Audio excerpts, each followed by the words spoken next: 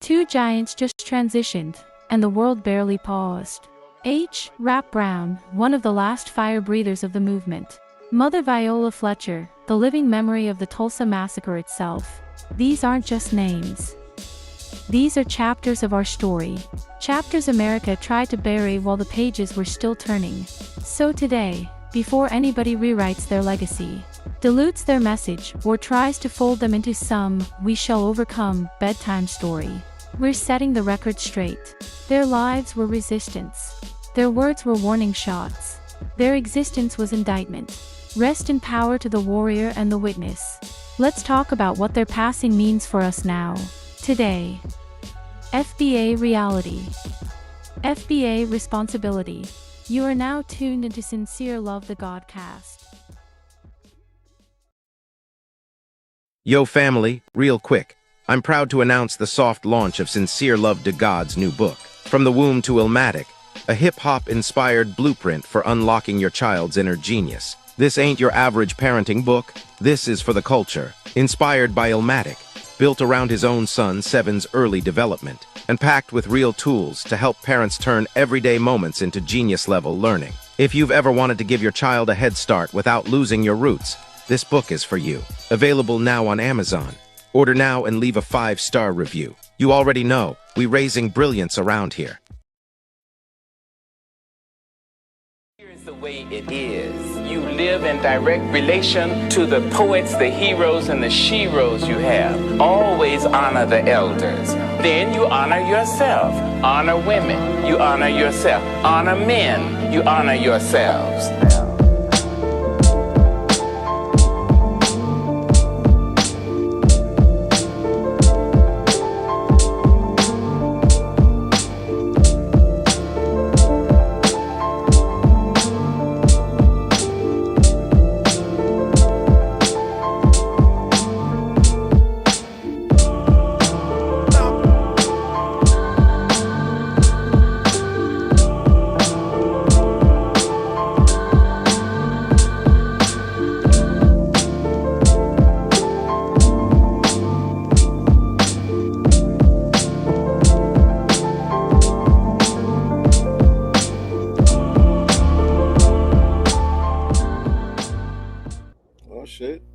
I'm here. Okay. I don't see you, but I Yeah, hear I you. don't. It just went out, Okay, like, there and I you was go. like, "What?" Yeah. There you go. Threw me off a little bit. We here, family. Welcome. Yeah. Come on up in here. Come on up in here. Welcome to another episode of Sincere Love the Godcast. I am the God Sincere Love. Definitely in the house once again with my lovely co-host, Nicety Girl. We in the building. How was your Thanksgiving? It was great. It was great. Anytime with the family and eating good is a good time. Eating good. I don't know if I want to use that term, but definitely eating. Well, definitely eating. And majority of my family, to be honest, half was in Texarkana, and then the other half was in another part was in Houston. So it was Okay. only a small group of us still here in California. Oh, okay. Yeah. Yeah, I just got back today, man. I was down in South Carolina with the family. We had a great time. Getting Had a some of great that good time as eats. always. I saw the pit photos. Shout out to Mama Love in that kitchen throwing down. After a vacation, by the way. She Well, better my, than my me. sister, well, shout out to my sister. My sister and my brother actually made most of the food. Oh, shout out to Yeah, them. I was like, so- wait a minute, Mama just got off a boat. She was, vacationing, getting her tan on. yeah. My mama love, she hosted, and she helps Mhm. out in the kitchen and stuff like that. She don't know how to sit down and just chill and just let people do what they do. She always She got gotta to move around. have her hands in something, doing the most, doing the most. Like, Ma, we got this. Just chill, just chill. How But it was the was weather a out great there? time. It was just like a little brisk, a little chilly. You know what I'm Hmm. saying? It wasn't freezing or nothing like that, but it was a little brisk. You know what Yeah, I'm saying? we But it had was some cool, sun. man. It was cool, get to see all the family, the cousins, and everybody. Always a good time, man. Always a good time. I Yeah. was wilding. I was wilding my brother made a bean pie. Mm. Let My me brother, say it to you. My bean pie smack too. Like, and mine come out so pretty. Like, there's never any cracks or anything in it, when you bake it or whatever. Like, mine are the most beautiful. and delicious. I just have to shout myself out. Like I'm damn good at it. No doubt, no doubt, no doubt. I gotta definitely try your bean pie. Shout out to my brother Just. This was actually his first time making bean pie. I was Wow. talking, and I ain't gonna say it was pretty, but it was good. It was good. Mine's so oh, they be It pretty. wasn't. It wasn't that pretty. It was a little cracky, and also like the texture. I told him, I said you might have to whip it up a little bit better because it still had some of the bean texture, which I Hmm. actually like. Right. You know what I'm saying? I actually like it, but I'm a fan of bean pie anyway. But so for people that's never really had it, never really tried it before, that might throw them off a little bit. Like, damn, Yeah. I'm really eating beans. You know what I'm saying? But it was banging. You He know, made my all brother the said mine is better than my mama's sweet potato pies. I was like, oh, I'm I might telling have you, to start selling them. I'm trying to tell you that that bean pie giving that sweet potato a run for its money. It really is. And the key to the cracks not being there is taking another pan at the bottom of where your the rack that you're gonna bake the pie on with water and just let that steam up there. And that's the key to your pies not cracking as well as your cakes having moisture in it. So if you want your cakes to be super moist, put another pan at the bottom, just add some water in, and that steam from there just gets in there and it just keeps everything moist and no, Okay, doesn't crack. that's a good one right there too. But I also heard you could instead of using oil to use applesauce, and Mm, that would make your cake moist. moist and fluffy and all. Hmm. You know what I'm saying? But yeah, Just some cooking lessons on here, y'all. I'm gonna have to stretch and try to get these 7 pounds back up off me. You know what I'm saying? Well, you still look thin. I was gonna say that from the beginning. Yeah, I can't Yeah, say the same. I feel a little different. I feel a little different, but I earned it though. I earned it. You know? I wasn't holding back at all. I was getting seconds, thirds. You know what I mean? Kept it going all weekend. So back now, so we got to make this adjustment, get back into the swing of things. But y'all Right. come on up in here, man. Hit that like button for us. Make sure you share this out on your social media platforms. Let everybody know that we live right now.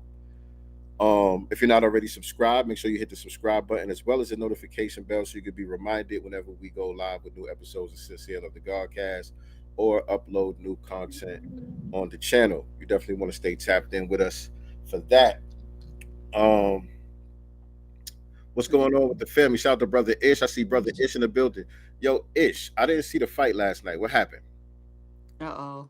What happened with the fight last night? I was trying to find it. I couldn't find it, and I fell asleep. I was watching another fight. I fell asleep.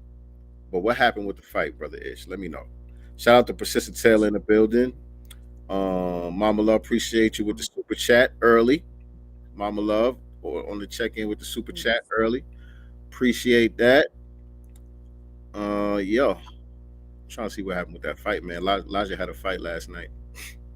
Oh, really? Yeah, yeah, he was out there in Cali. What part of California? I think San Diego or something like that. We had a fight out there last night. I'm trying to see what happened with that. Shout out to Ty my was boy trying to Elijah Pierce. Hopefully Ty he was came trying to home get with me that to go W. to San Diego yesterday too. To WWE. I was like, I'm not driving. I don't want to go. It's a 2-hour drive for me. I didn't care to see wrestling. So he was like trying to get me or his dad to go. I wasn't going. Mm. Y'all messed up for that. Y'all Listen, messed I up for did it that. all.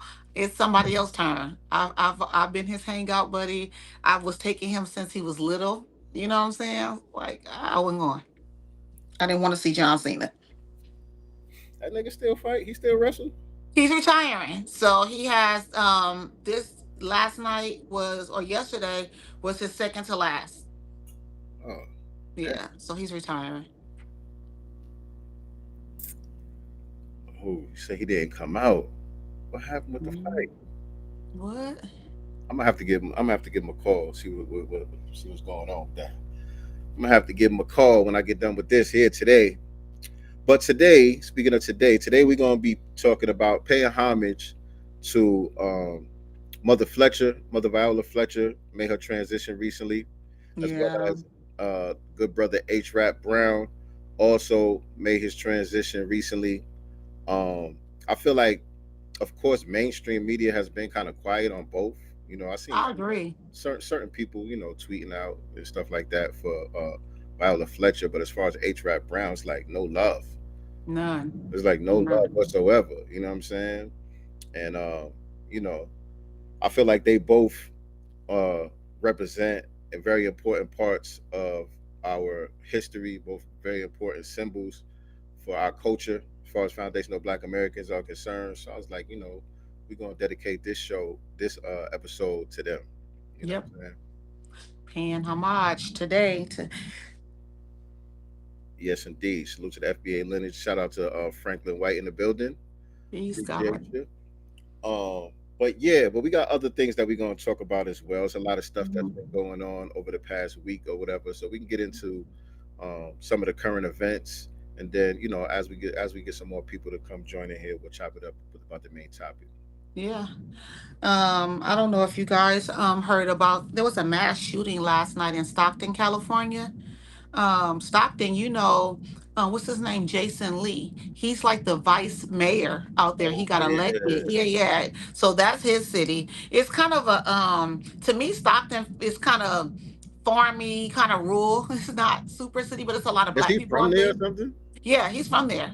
Oh okay. He's from Stockton. So there was a mass shooting last night. It was at some type of kid birthday party at some type of event hall, and there were four people that were unalived, including kids as young as 9 years old. There was 10 wounded in this gunfire, and from my understanding, it was some Hispanic people's birthday party, so it wasn't Receiving black people. end or Huh? on the receiving end or Yeah, and they said that the gunman is still at large. mm, I saw two different stories and it was it the same story? I wasn't sure if it was the same thing. I saw two different shootings that you had put in there. It was the same story. I think I was just putting different articles in there. And so they're saying that the party, this rapper by the name of NB Nail, I don't know what that stands for, but he was in attendance and it was his cousin's daughter's birthday party. I don't know if you guys, seen him before. He's been on Vlad, I know, before. I seen some clips of him. What's his name? His name is MB Nell. I don't know what kind of rap name that is, but yeah. Oh man, I don't know. He looks kind of familiar. I'm not sure. Okay, our brother. I just had Or to look. maybe they're Filipino. I think they're Filipino. It's a Filipino gangbanger. Anywho, they want black folks, but nonetheless, children involved, four people unalived. I think, all the people that were unalived were adults. No children were unalived to my knowledge, but sad case. Yeah, and that was just last night. You said. That was just last night, yeah. Okay, story developing. Story developing. I do know that they said the gunman was still at large. It was one witness who said that when the shooting happened, this lady just started screaming. She was trying to hand him her baby. They were kind of, trying to get low. And he said that he saw a white guy shooting, but maybe he thought it was a white guy. It could have been another Hispanic person. Who knows, white Hispanic. But yeah, he did an interview with like the news station out there. Man, yeah, Yeah, that's horrible. That's horrible. very. But I just had to look this up. Our brother Ish just said that one of Malcolm X's daughters died, and yeah, rest in peace to Malika Shabazz, daughter of Malcolm Wow, X, like died another at one? 26. Um, this is from November 23rd. I'm just now hearing this. Me too. I haven't seen anything. I'm just now hearing this. Shout Me out to too. brother Ish for putting this on. But let's see here. This is in PBS News.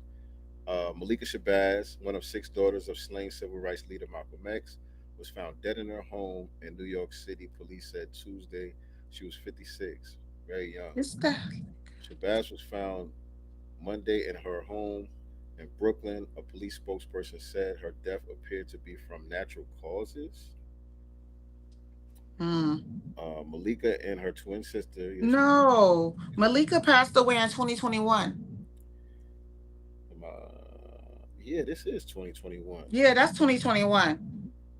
I think somebody is resurfacing something old. Malika Shabazz passed away in November 22nd, 2021. So maybe someone was doing like a remembrance, to her. Because obviously the 22nd just passed by. Yeah, so it must have been just a recent Yeah. anniversary Yeah. anniversary thing, like why it came back up. Yeah. See That here. was 2021. Okay, let me see. Yeah, and I do kind of remember that. I forgot about that, but I do kind of remember it as I'm reading Yeah. because we were saying the same thing. Like, what do you mean natural causes? Um, yeah, so that was a while back. That's our bad, family. Our bad.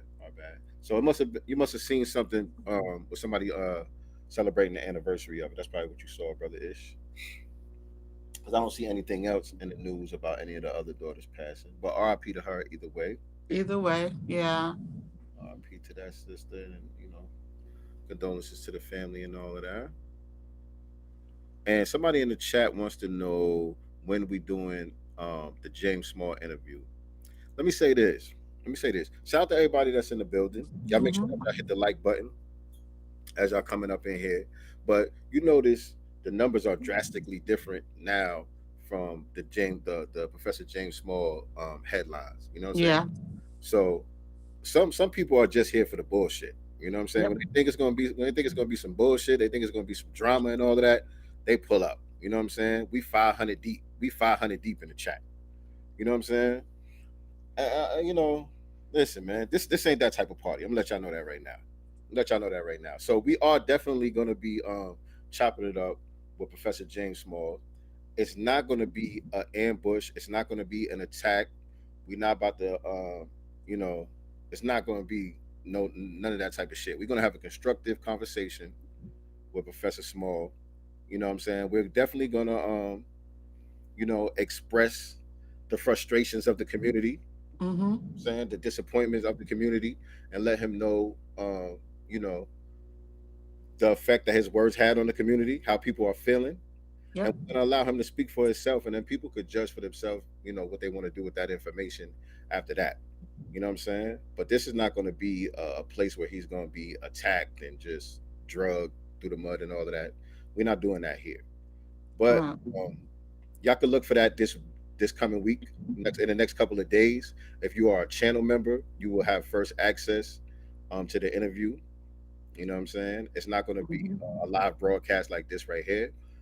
We got the interview set up, and we're going to take care of that, and then we'll give it to the channel members first, and then everybody else will get to see it. A little while after that. So membership does come with its perks. If you want to go ahead and grab your membership, it's like $3 to become a channel member, and you get access to stuff like that beforehand. But we are fielding the community for questions. Yeah, I was gonna say that. If there's anything that you guys want us to make sure that we bring up, questions that you want to make sure that we ask while we have him here, make sure you follow Nicety on Twitter, at Nicety Girl on Twitter. She has a As poll. well as Instagram. I put a poll in my stories as well. Okay, there you go, right there. And respond to the poll with any questions that you would like us to ask. Anything that you want to make sure that we don't skip over, that we remember to bring up in the conversation. We definitely gonna be taking a look at that. You know what I'm saying? Because we wanna be the voices for the community. You know what I'm saying? Hmm. In order to like I said, bring about some clarity. That's the goal. Exactly. To get clarity. You know what I'm saying? And so we're not here to tell anybody how they should feel. We're not here to tell anybody, oh, you got to respect the elders and this, that, and the third. If you know what I'm saying, people could do what they want to do. We just want to get the correct information and make sure that Right. everything's clarified so that people are making those decisions soundly. You know what I'm saying? Not based off of sound bites and just, emotional triggers and all of that. You know what I'm saying? We want to unpack everything. We already did 2 episodes talking about the things that were said, and I thought that we were responsible in the way that we unpacked some of his comments and all of that. And we're going to take it a step further by actually talking to him. Right. You know what I'm saying? And so, like I said, after that, everybody can take it where they want to take it. And Dr. Derek Cologne is in the chat. He says, "Hey guys, we never revisited the review of Microphone Check. You told me after I watched it we would talk about it." Oh my God, Dr. Right. Cologne. That's kind of old news right now. Dr. Cologne. I mean, You're not gonna let that one go. just- You're not gonna let that one go, brother. I mean, foundational Black Americans still created hip hop, I mean, God, and everybody else is a guest. That hasn't changed. Dr. Cologne. I mean, y'all. Those of y'all that were in the Bronx, y'all were there. Some of y'all hung out, Hmm. but it wasn't part of your culture though. You No. participated in someone else's culture, and that's okay. Right. It is. That's It okay. is. We invited y'all to the parties. Y'all had a good time. You know what I'm saying? It's all good. It's all good, man. And some of your lives were changed off our culture. Made millions of dollars. Have became household names. You're welcome. Yeah, you're welcome. You're welcome. But niggas like you, we got to show y'all where we got to show y'all where the door is at, though. Man, y'all don't know how to just wipe your feet off and be respectful. Y'all want to come in and put your feet up on the furniture and start claiming shit and all that. It's people like you that we got to show the door. You know what I mean? Yeah, we definitely gatekeeping that. You know what I'm saying? Anyhow, did you see or did y'all see Burner Boy's concert situation? Oh my God. Well, first of all, I don't know if you guys know, but there was a female that was at his concert. She was kind of, in the front, and she fell asleep. She fell asleep, and basically he was like telling his security, whatever, to get her out of here. So You wait, know? if I'm not mistaken, I think that one was old. If I'm not mistaken, what happened recently was he just had like a damn near empty concert. His concert Yeah. wasn't nobody there. Like, you know what I'm saying? He was performing in front of an empty crowd, and that went viral or whatever the case may be. People started talking about that, and then the video that you're talking about kind of resurfaced, if I'm not mistaken. Oh, okay. So it was an older video that came back up where, like she said, there was a girl that fell asleep in the crowd while he was performing, and he got offended and had her removed or whatever, kicked her, refused to continue performing until she left or something like that. You know what I'm saying? And then there was another video that resurfaced of him. He was on like a video with his grandparents. What were they talking about? Hold on. What video was that? Hold on. Did you put it in the? Yeah, Mm-hmm. It's in there. Let me find that one because that was crazy. It should be close to the bottom. Okay. If you could see it. Hold on a second. Let me. Oh, wait. Is that here? Yeah, hold on a second. Let me get this screen. No, that's not it. Let me get this right. Hold on. I'll find it because it wasn't too long ago where I seen that. And hold on one second, y'all. And it was somebody. Oh yeah, it is. I see it. It's 1, 2, 3, 4, 5, 6, 7, 8, 9, 10, 11, 12, 13 up. I think that's it. My bad. I thought it was way closer. 13 up. Yeah. My bad, but all right. Let me see. Let me get that. Here it goes. Let me get that video for y'all. And so let me see what it was. I forgot exactly what it was. Let me just play the video so y'all can see it. So this is Burna Boy. And so this is some of the stuff that just been resurfacing since his videos of his empty concerts been going viral. And I don't care about this creator, so I don't even want to play the part that he was talking about. But I just want y'all to see that the actual video. The band manager's daughter. So when they were not paid, I was punished. By the band? By the band.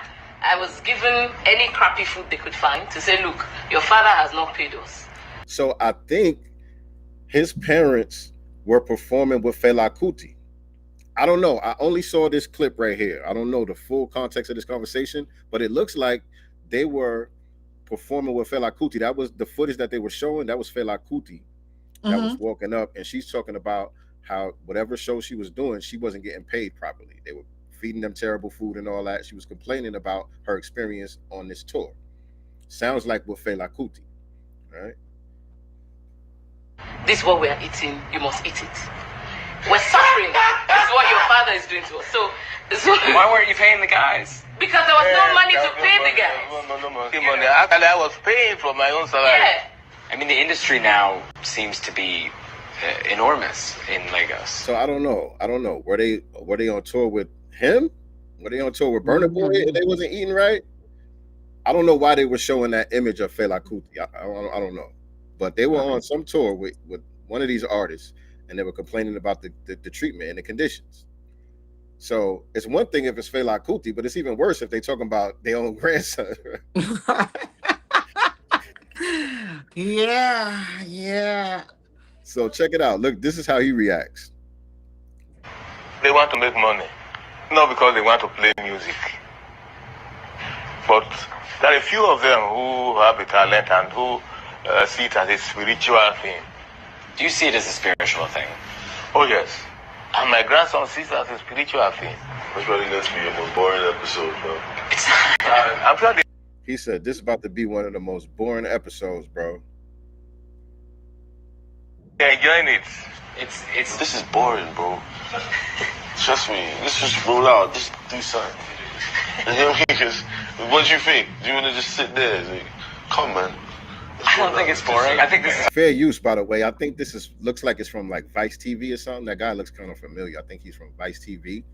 But they were doing this interview, and they talking to his grandparents, and he like, "Yo, shut this down. This shit whack. Nobody want to hear. This is about to be a whack episode. Let's go do something else. Why you talking to them?"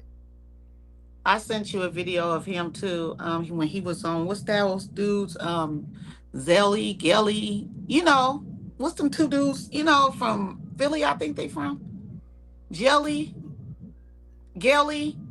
Oh, Gilly. Oh, you talking about Gilly and Gilly Wallo? them. Yeah. Gilly and Wallo? Yeah, I sent you a video. It's on X though, because he said on there he was talking to them and he said he was never proud of being a Nigerian, never cared about anything related to that. Oh yeah, I remember that.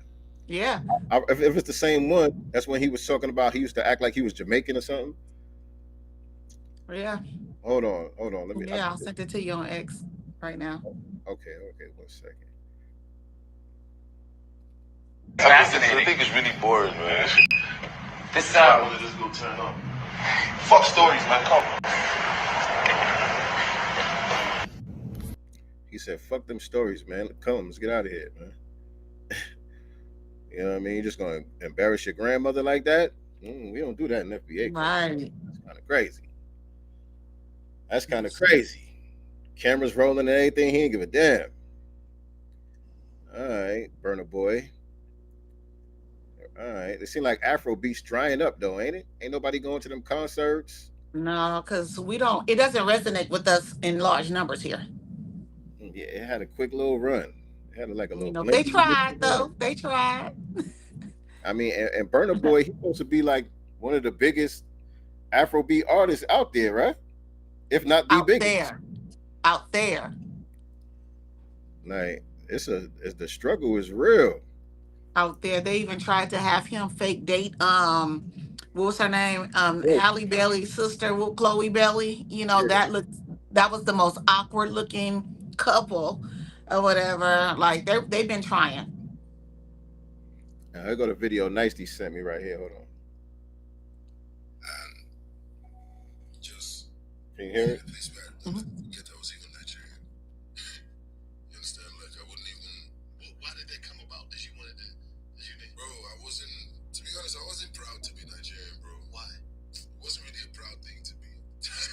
Yes, you feel me? Like, and that's the truth. It wasn't really a proud. It's coming from being in the UK and stuff at the time. It wasn't really the proudest thing to be because like, they just always used to clown us and try to, act. And so he was in the UK. But they was talking about how he was getting clowned for being Nigerian in the UK. Right. Not here. The majority of the black people in the UK, they either from the Caribbean or they from Africa. So y'all was clowning each other, but y'all try to make it seem like we did it. It's so weird that we clown y'all when y'all come over here. You call me an African booty scratcher. So we call each other that. Y'all just insecure. It don't even matter. You know what I'm saying? It ain't got nothing to do with us. Y'all just insecure. And they don't know how to roast. They can't keep up with us when it comes to roasting. They damn sure can't keep up with us. But you in the UK, you can't keep up with them either. I mean, it's to the point where you got hiding the fact that you're Nigerian. You're not even proud to be Nigerian no more. I mean, come Let's think on. about some jokes. You had others though who weren't proud of who they were and who wouldn't say who they were, Buster. Right. You know what I'm saying? Like, come on. Right. So, but don't blame us for that. Right. That's what I'm saying. Like, come on That's now. your own insecurity. Hold on. Let me see. Let him finish talking. So, so yeah, I wasn't really proud. I didn't care about anything Nigerian at the time. And I think that is the same interview where he said that he used to act like he was Jamaican. He pretended to be Jamaican, and when he really first came out making music and all that, he was basically doing dancehall music. Well, only two of his dates were canceled, to be fair. However, he's not selling out these big arenas. He probably should do a club appearance or something if he wanted to look back. That's just my suggestion. Do a smaller venue, club type thing, because he's not selling out venues like that. Right. Uh-uh. Not gonna work. So I saw this story, you guys, and it just melted my heart. I thought it was so beautiful. So, in Angola prison, which I believe is in Louisiana, they did their first father-daughter dance for inmates who haven't seen their daughters in years and never had a chance to dance with them.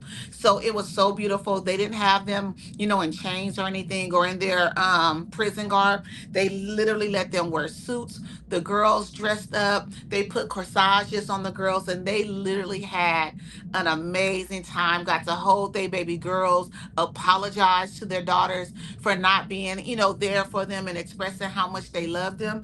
And it was so like literally it brought me to tears. I put that in there. It's at the bottom if you want to show it. But it was I so didn't see pretty. that. I didn't see that, but This that's dope. is yeah, this just happened, I guess, over the weekend or a few days ago. And yeah, it happened at Angola. And it was so beautiful, so touching. And you know, you never know how much, like, not all these guys had babies. Some of these guys had teenage daughters. They're old enough to understand. You know what I'm saying? And it was just so pretty. It was so That's a pretty. And you that's an see it? X link. I don't. That's an X link. I ain't gonna be able to It open won't it up. let you open. Oh, okay, yeah. Well, that's it, but I can show it. Yeah.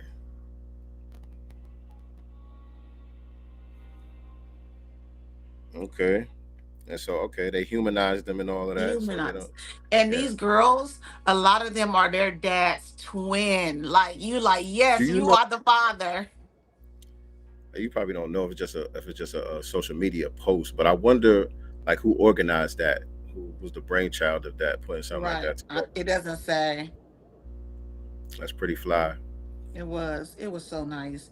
And not just the black ones, it was white ones too, but they presented they had their backs turned. The girls was walking up the red carpet, and then they turn around to meet them halfway to give them, their rose or bouquet of flowers and hug them. And it was just so heartwarming. I loved it. Yes, indeed. I'm trying to see what y'all talking about in the chat. It's like Cologne crashed out over Tariq. Oh, y'all talking about Cologne. Cologne. And look, by the way, y'all, to the mods, don't block everybody who's just disagree with us or Yeah. whatever the case may be. As long as they ain't going crazy in the chat, you know what I'm saying. You ain't got to block them, No. because I think it was last week we had Blockhead Bay up in the chat. I ain't even know. I ain't even know he was in here. Turtle I didn't Bay. either. Turtle Bay. I didn't even know he was in the chat last week or Monkey whatever. Hat Bay. But I think brother Jesse Paris blocked him and got him out of here real quick. But somebody sent me a clip from his live stream where he was talking about us. You know what I'm saying? And he had me on the screen. I think I got my hat right here. Yeah. He had me on the screen. He was responding to the video that we did talking about Professor James Smalls or whatever. And his big gotcha moment was showing me with this hat on. I had this hat on right here, and turtle looking ass Bay want to zoom in on my hat, talking about how this nigga claim an FBA and he got the eye of Hey Rue on his hat. You see how silly the conversations get? How you got African symbol on your hat and you talking about you FBA? Shit, man. You don't sit your big blockhead ass down somewhere. Right. We're wearing that monkey hat. My son's name is Hey Rue, by the way. And we had Dr. Kaba's son on the same program. On the same broadcast. His name is Hey Rue. There ain't no contradiction there. Y'all just make up your own lies and argue with the lie that you made up. Listen, as soon as I put the poll up in X today about people putting their questions for us for Professor Small, somebody said y'all begged him to come on and interview. Like instantly, it's somebody in my chat right now. He's still windmilling. He's been arguing with people in my chat since I put it this morning. But he said we begged him. Somebody was like, you don't think that they didn't have to beg? He see what's going on social media. Maybe he just wants to clear things up. Exactly. That's it. And that, you know what I'm saying? But yeah, people just want to be contrary or negative just to be negative. You know what I'm saying? And we didn't have to beg. No, he called me. He actually reached out to me and he said he wanted to come on. He watched our broadcast that we did. And he said he wanted to come on and speak for himself. And one thing that he did not like is he didn't like the title or the thumbnail, whichever one it was.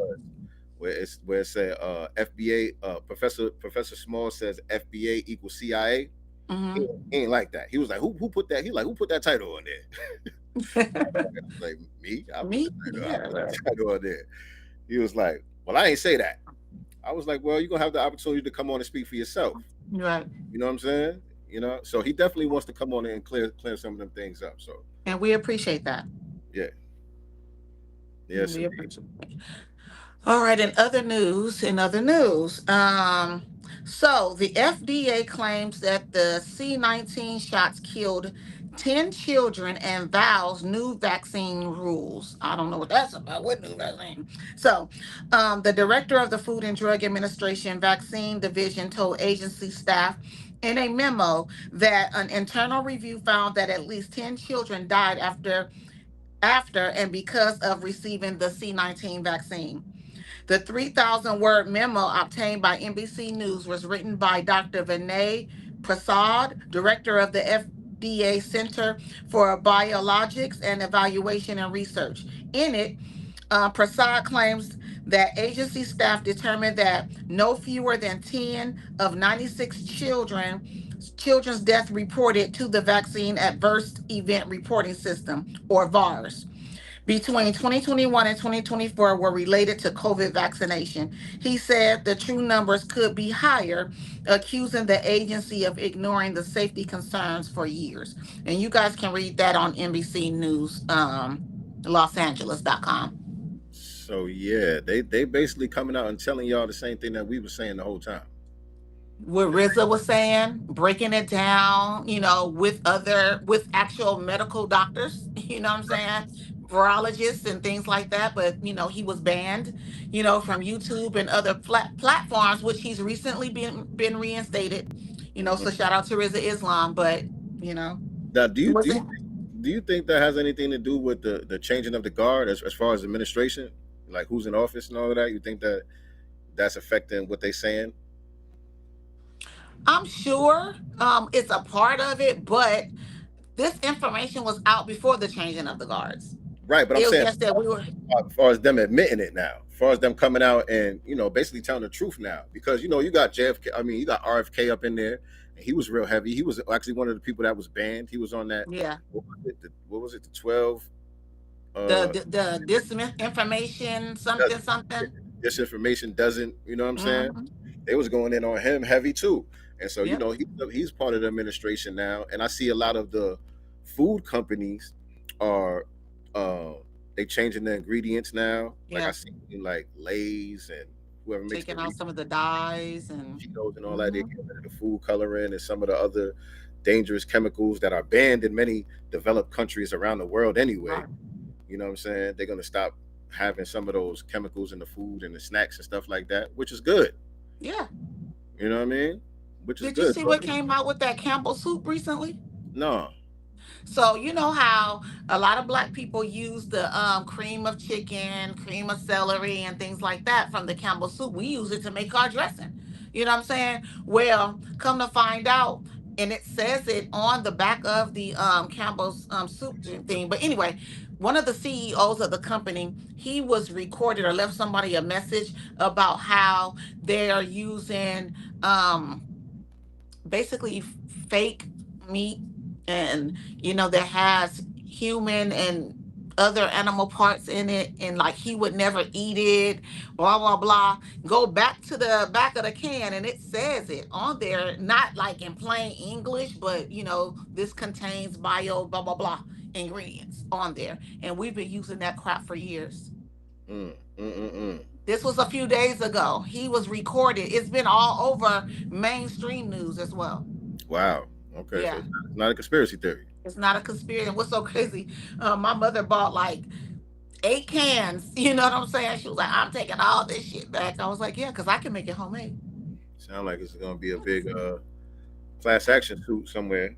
Right, Yeah, I'm pretty sure Morgan and Morgan is on that right now. right now.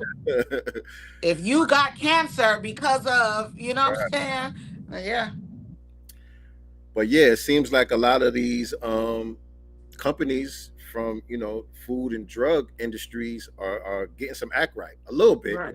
I ain't saying they're getting all the way act right, but they're getting a little bit of act right, and I think it does have something to do with the current administration. You know what I'm Yeah. saying? I think it do have something to do with that. All right. And so here in California, in Santa Monica, the Santa Monica City Council said it will pay a $350,000 settlement to the family of a Black entrepreneur whose land the city acknowledged was seized through eminent domain in the 1950s. I felt insulted by that settlement of $350,000 because Santa Monica is a high. You can't buy a house out there in Santa Monica, and I'm talking about a 2-bedroom, 1 bath at 1,100 square feet for under $1 million. You know what I'm Right, saying? In the city of Santa Monica. So what the hell is $350,000 gonna do for this family? right, Give right. him the value now. Give him the value of what that would be now. It's definitely a low ball number, um, but it's a settlement, which means that the family agreed to it. You know what I I'm saying? know. Ain't no way. They accepted that. So I mean, but people are desperate. They it's like damn. Yeah, but shit, Get the this the right a now, lawyer gonna get 40% of that, man. close to it. You know what I'm saying? It says White purchased the property on Ocean Avenue in the 1950s with a plan to open the Ebony Beach Club, a first of its kind entertainment venue aimed at serving the Black community during segregation. Before the club could open, the city condemned the site, seized it through eminent domain, and ultimately prevented him from moving forward with his project despite legal challenges. White received no compensation at the time.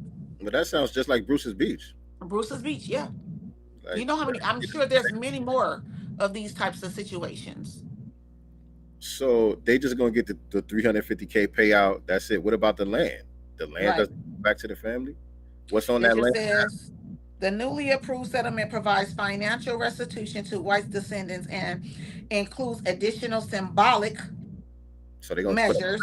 put a Santa plaque. Monica will establish a public exhibit detailing White's story, designate Salas White Day each year on October 12th, and rename a portion of a nearby road in his honor. It's all my ass. I just hope y'all need to know I just hope y'all know what to do with that little bit of bread that y'all got to make it stretch. I just Probably hope. not. For them to agree to that, they ain't got much now. Right. Right. And so that's the kind of thing that we got to watch out for when it comes to reparations. Yeah. Right. Symbolic. They could do some real low ball number and add some symbolism into it. And we got the wrong people on these task force and all that to say, yeah, that's cool. We'll take that right there. And then they get to say they get to say they paid the debt. You know what I'm saying? It's like shut the F up forever after that. That is Right. paid. You know what I'm saying? Like, nah, that's the type of shit that we gotta really, really be on a bumper about. We gotta make sure that the math is mathing. The math is math and the language is there and real, economic, restitution is received, not crumbs. Right, No. right. You gotta be made whole. You know what I'm saying? You know what I'm saying? Not half, not a third, none of that. Um, I've this is symbolic to me too. So, Pennsylvania Governor Josh Shapiro and supporter of the Crown Act gathered in Philadelphia to sign the bill into law on Tuesday. The law is designed to prevent hair discrimination in the workplace, schools, and places of business. We saw this, the Crown Act already existed. We saw this when the situation happened in Texas when the young man was told he couldn't wear his locks, to school or graduation or something. And basically, they upheld, what I'm saying, the discrimination. Right. There you Although go. there's the Crown Act there. You know what I'm Right. saying? So it's like, it really doesn't mean anything It's a to me. nothing burger, man. And nothing. It's a nothing burger. And I think the woman who spearheaded that whole thing out there in Pennsylvania is non-FBA, if I'm not mistaken. Yeah, she don't look it. And she got a weird name too. I forgot what her name is, but I don't know. It didn't sound FBA. She don't really look FBA. I don't know, but that's not something that we out here stomping for. A Crown Act. That's not something No. that we out here. You know what I mean? So I don't know if Shapiro thinks he about to score some big points with the black voting class because he did that. Because he gearing up to try to make his run for the White House as well. You know what I'm saying? So if this is you trying to credentialize yourself with the community, it's a big fail, homeboy. Right. It's a big fail. Is it illegal to even sag your pants in Florida? It's not like you're carrying a gun sagging. Oh, you said it is illegal It to is even illegal. yeah, I know. I think they did something like that in Jersey too. Yeah, I think they did something like that in Jersey too, like a sagging law or something like that. Just an excuse to harass motherfuckers. You know what I mean? That's all that is. Just to justify the jump out boys jumping out. But ready to talk about the main topic? Something else One before we more. go. I got one more. We definitely got to talk about this Tether Anton Daniels. As Raheem Shabazz called him, the Timu Rick Ross. Oh yeah, who was that? He's one of those he's a Tether, YouTuber or Oh whatever, yeah, but he was talking crap like I don't give a F about y'all reparations and damn right, I'm that type of, yeah, yeah, ish. yeah. That guy. Where's that at? Right above the Burna Boy thing, Okay. the first one. Okay. Okay. Yeah, that right there. We definitely got to talk about this low life. And they got like music playing in the background, so I'm gonna be like doing a lot of pausing here. But fair use, by the way.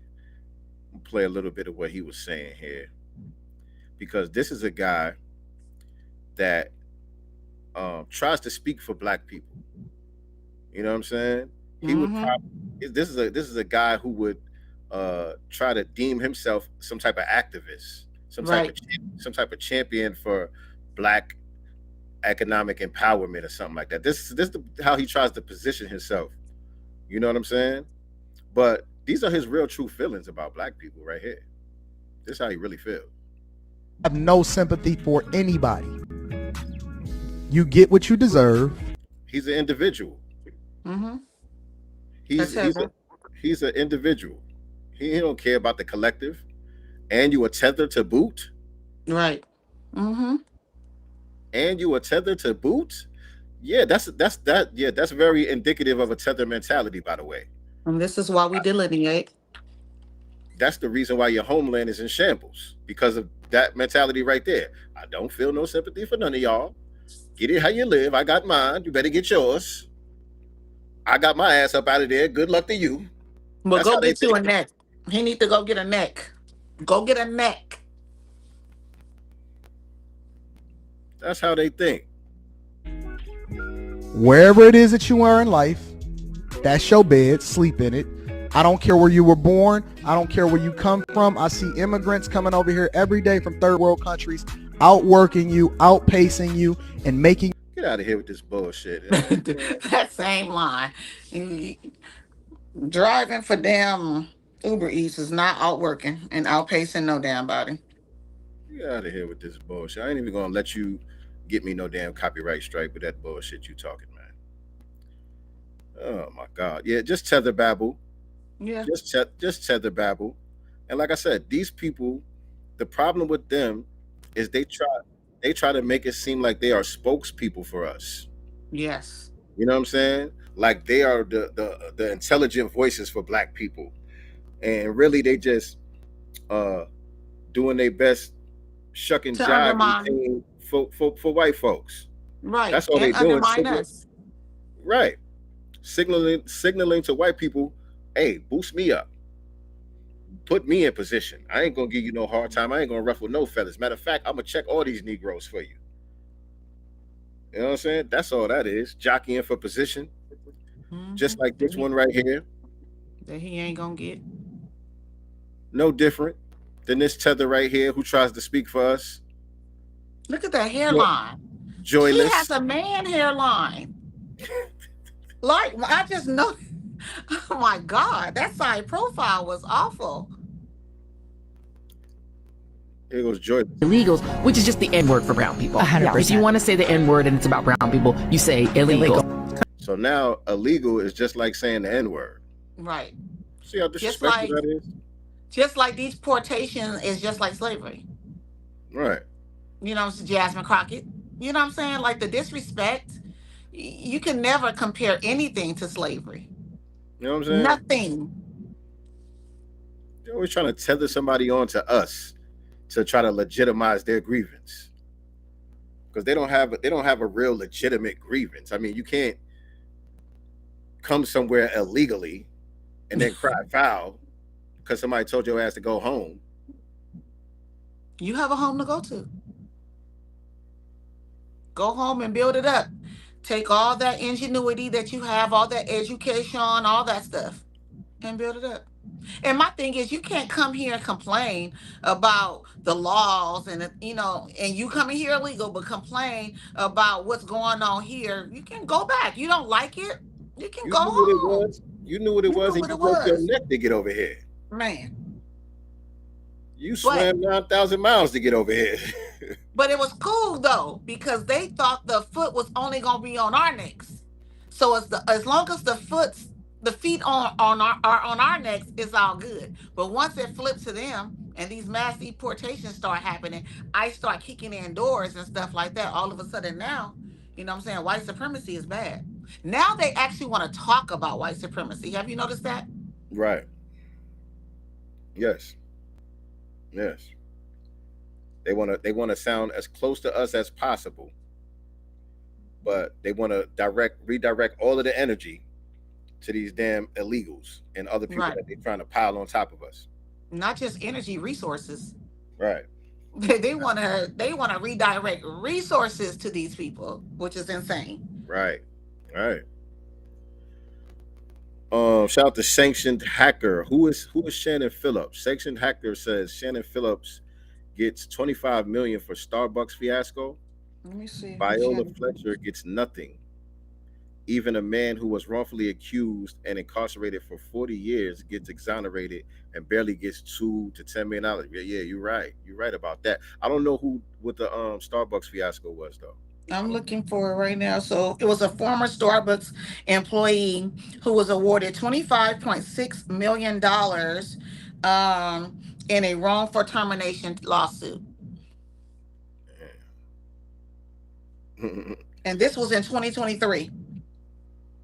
Well, I'm sorry, the termination happened in 2019. I guess the lawsuit got finalized in 2023. Okay. I'm reading these comments. Yeah, $25.6 million. That's huge. I don't know what y'all arguing about in the chat. Stay safe. Seem like they're getting into it with somebody here. I don't know what y'all talking about. Well, before we get into the topic though, because we're what damn near hour in, two National Guard members were shot, ambushed, and shot in DC. One of them has now passed away. She was a female from Virginia, West Virginia, if I'm not mistaken, young in her 20s, but she did pass away from her injuries. Yeah. Oh, that was like some Afghani dude or something like that. Yeah, some Afghani dude, yeah, who was also here. He was let in legally by the Biden administration, but I guess his what do you call that, work visa, whatever, expired. He never went back. Was here for some years without leaving, and this nut ambushes two National Guard. Mm.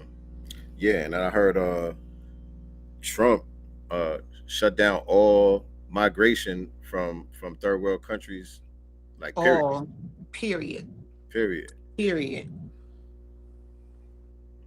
So y'all holla at y'all fellow tethers. They making it hard for y'all out here.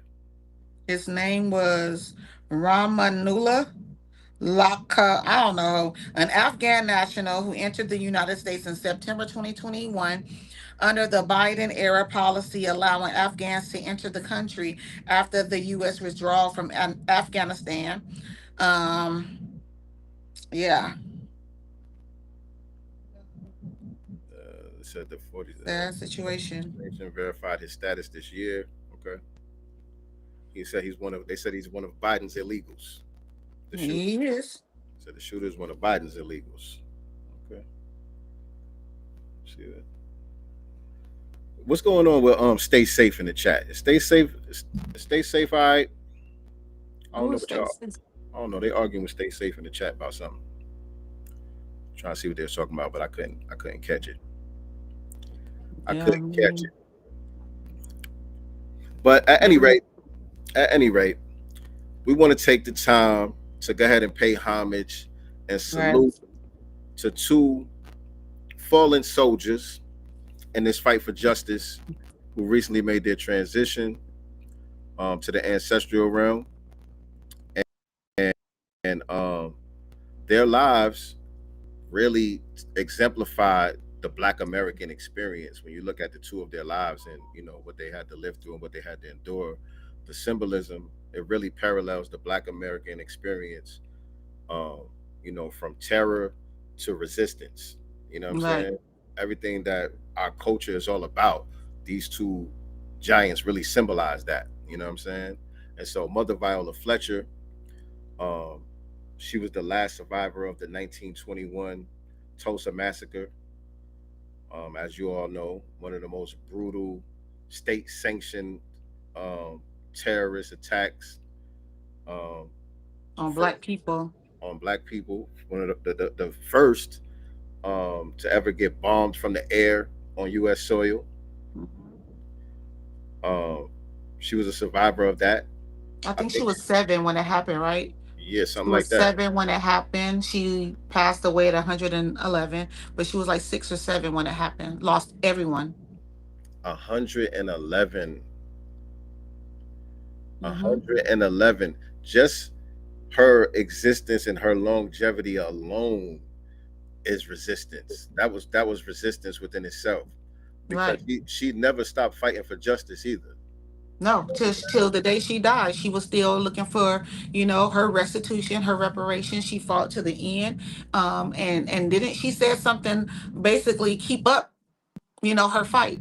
You know what I'm saying? She not only, lived through Black Wall Street, she didn't read it in a book. She survived it. And she never stopped fighting for justice. At 111 years old, this woman never stopped fighting for justice. She did write a memoir, you know what I'm saying? And she wanted us to continue, you know what I'm saying, what she started. Yes, indeed. Yes, indeed. And, she just testified before Congress a couple of years ago. She was just testifying before Congress. So, again, like you said, You know, she fought to the very end. She ain't let that grievance go, No, and we ain't finna let it go. You know what I'm saying? absolutely not. She was a living reminder of the injustice. You know what I'm saying? A living, breathing reminder of the injustice that took place and the resistance that still exists. You know what I'm saying? Um, you know, standing up to that type of terror. You know what I mean? And And all that. standing up to that type of terror to testify before Congress and still have them deny these people, because at that time when they did testify, I believe it was three that were living at the time, but to still be denied, what I'm saying, reparations, restitution for what happened is such a slap in the face. I don't know if you guys saw what Obama tweeted about Miss Fletcher, yet him and his presidency, he did nothing about it. Right, right. But yeah, what you're saying, that really tells you a lot about this enemy that we're dealing with. Right. You know what I'm saying? Because, you know, a human being is gonna have empathy. Right. A human being is gonna look at this woman and say, damn, she's still here. It's not like they argue against what happened. Right. You know what I'm saying? Like, that's already settled. We know what happened. You know what I'm saying? There's no argument there. It's not, you know, it's uncontroverted facts about what she lived through and what she survived. And so to look that woman in her face and look those survivors in their face and say, yeah, but now we just gonna, you know, we think Right. we're gonna leave well enough alone. We're just gonna leave And well and enough. Y'all don't deserve and it. remember, it's always, that happened so long ago, because that was the excuse before, she even testified. We need to leave well enough alone. We need to move on, pull ourselves up by the bootstraps. We didn't experience that. All those people are gone. And then you have this woman who's over 100 years old testifying before Congress, living, breathing, who lived through that and still denied justice. Right. Reminder for us of the fight that we're up against. This is what we're dealing with. You know what I'm saying? So But we we know never that it's not stop gonna fighting. be exactly. It ain't over till we win. But we know that it's not going to be sympathy or empathy or anything like that wins these people over. We're not going to No. get them to feel sorry for us by telling our story over and over again and stressing to them what we've been through and what we happened to. They already know. They know. They know what they did. They know what they did. We're gonna have to bring the pain. You know what I'm saying? We have to make them feel it. We have to make them feel it in their pockets. We have to make them feel it with our voting power. You know what I'm saying? We have to make them feel it with our collective unity and strategizing on how we move as a unit. You know what I'm saying? As a foundational Black American culture. You know what I mean? We have to make them feel pain, because that's the only thing that they're going to understand. You know what I mean? And so on the other end, we got H. Rap Brown. H. Rap Brown, you know, he spent decades of his life being targeted for resisting the same terroristic group that, you know, Viola had to survive through and stand up against. It's the same enemy. You know what I'm saying? And so together, you know, they represent the trauma and the retaliation that shaped the FBA fight for justice. You know what I mean? Question. So Who do you think, or who do you feel is most misunderstood? Mother Fletcher or H. Rap Brown? Misunderstood by whom? Us, I will say. Just say us. I would say not enough of us really know and understand enough about either one of them. Not enough of us. You know what I'm saying? Somebody said in the chat not too long ago. There was a comment in the chat. Somebody said, where is it? Let me find your comment. Somebody made a good comment. He said H. Rap Brown was a warrior. Young people can name rappers and sports players, but don't know about H. Rap Brown. That's a fact. And it's not just young people. Some older. Yeah. It's not just young people. Some of their mamas and daddies don't know. Right. Because I actually said this out loud in the barbershop. Might have been the day that it happened or the day after it happened, while everybody was arguing about the game, I was like, do y'all know who H. Rap Brown is? Anybody know who H. Rap Who Brown raised is? their hand? Nobody knew who he was. And it wasn't just young niggas in there. Wow. You know what I'm saying? So we can't just put it on them. So I have another question That's then. What part of H. Rap Brown's message do you think our youth most need to hear today? To me, it's one of the quotes, and I had some of the quotes written down here. Okay. To me, I would say, where's that quote?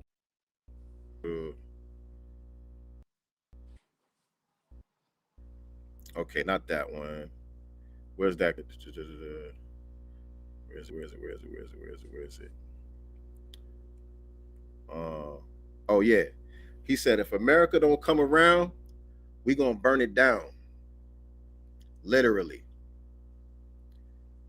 To me, that's the most powerful, poignant, you know what I mean? Ain't gotta be nothing long and drawing out. It's straight to the point. That's what it is. If America don't come around, we're gonna have to burn it down. We cannot allow them to just carry on with business as usual while we go uncompensated. Right. You know? And Martin Luther King even said, riots are the voice, it's the voice of the unheard. Right. Right? So it makes sense. Right. And there are many different forms of that, you know what I'm saying? So people don't just think one dimensional. You know what I'm saying? It's not always about, Molotov cocktails and all of that. Right. It's a lot that we could do just by being on code with each other, not participating in certain things or moving a certain way when it comes to certain things. That has a lot of power to it too. Those are revolutionary acts as well.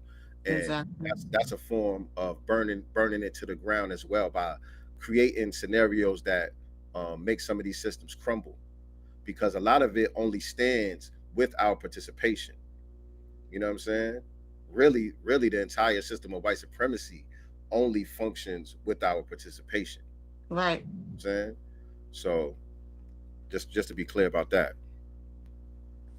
Somebody said Professor Smalls is live right now. Okay, shout out to Professor Smalls. Shout out to Professor Smalls. I got to give him a call a little bit later so we can hash out these details. I spoke to him earlier. Okay. He said give him a call a little bit later so we can hash out some of the details for our upcoming broadcast with him. But yeah, man, what I want to say, Mother Fletcher really exposed Tulsa's unfinished crime scene. Right. You know what I'm saying? It's really still a crime scene that they're capitalizing off of at this point. Right. It's a tourist attraction. Imagine. Right. She said at that Congress hearing, one of the quotes that I have here from that thing, but she said, I had lived through the massacre every day. I still see black bodies lying on the street. So she said, I have lived through the massacre every day, and I still see black bodies lying on the street. So she didn't live in a nightmare. Right. And she didn't just make it in a historical context. She made it still alive today. Like this is still ongoing.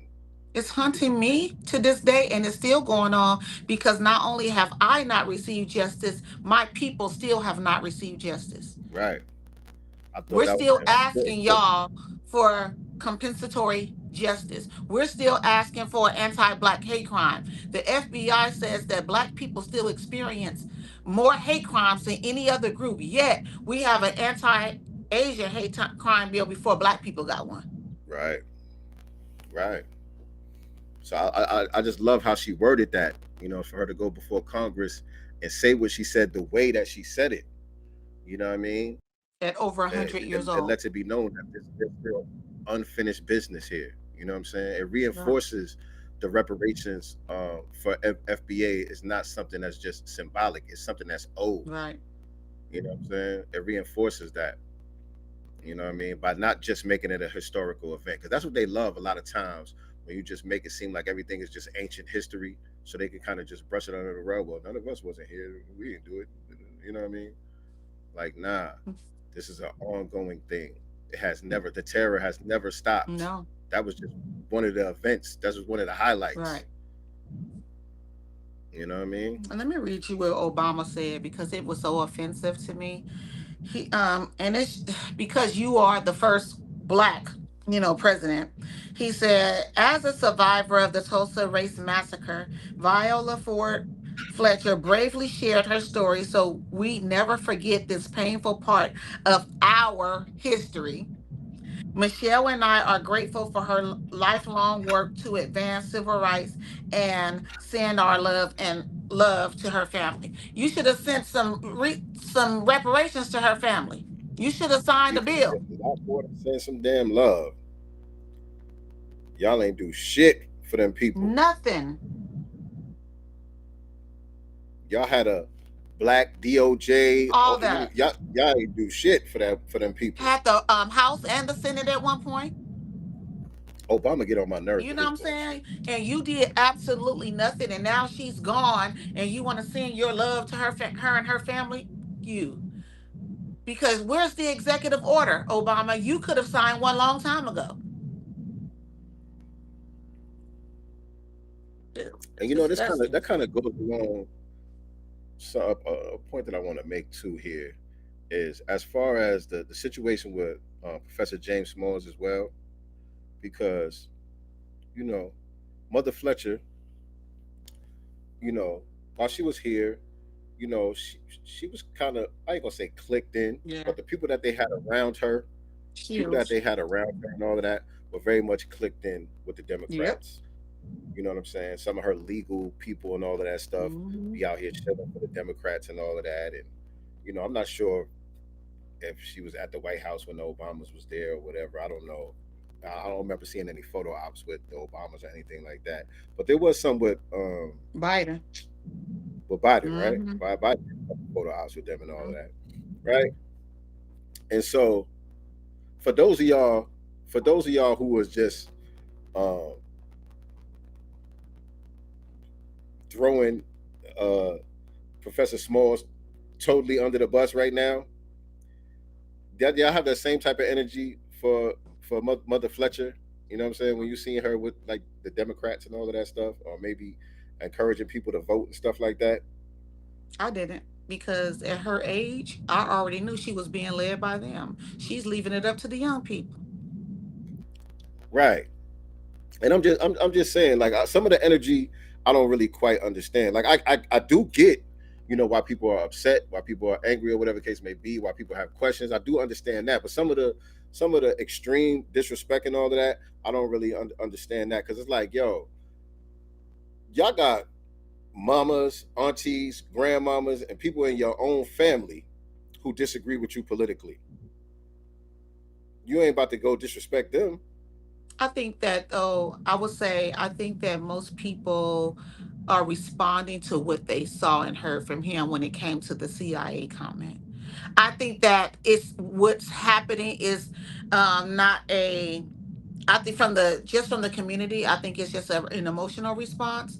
And because people felt disrespected, you're going to disrespect back. This is me defending myself. This is me defending, what I'm saying, my lineage, regardless of how people choose to do it. I just think that people are feeling that way because they felt attacked in a way. So that's their way of attacking back, in my opinion. Okay.